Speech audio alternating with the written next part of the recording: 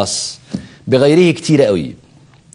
ما كانش طموحي ابدا او ولا كان في اهدافي ولا في خططي انك تبقى مستهدف، وان يبقى في كلاب بتدور عليك، وانك ممكن تخلص عن طريق واحد مأجور يقرب منك يوما ما في شارع او في حارة ويقضي على القصة دي خالص وينهي قصة قصيرة اسمها محمد ناصر.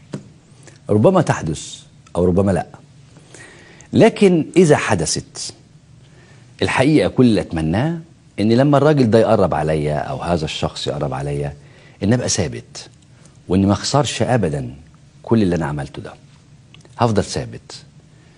ده اذا حصل، وانا مؤمن تمام الايمان يعني انه ربنا هو اللي بيقدر وهو اللي حاطط الاعمار وهو اللي كاتبها، وانه قل لن يصيبنا الا ما كتب الله لنا. وحتى لو الواحد خايف على اللي وراه، انا اتذكر، انا مش حافظ كويس بس اتذكر ايه في القران الكريم بتقول وليخشى الذين لو تركوا من خلفهم ذريه ضعاف خافوا عليهم فليتقوا الله وليقولوا قولا سديدا.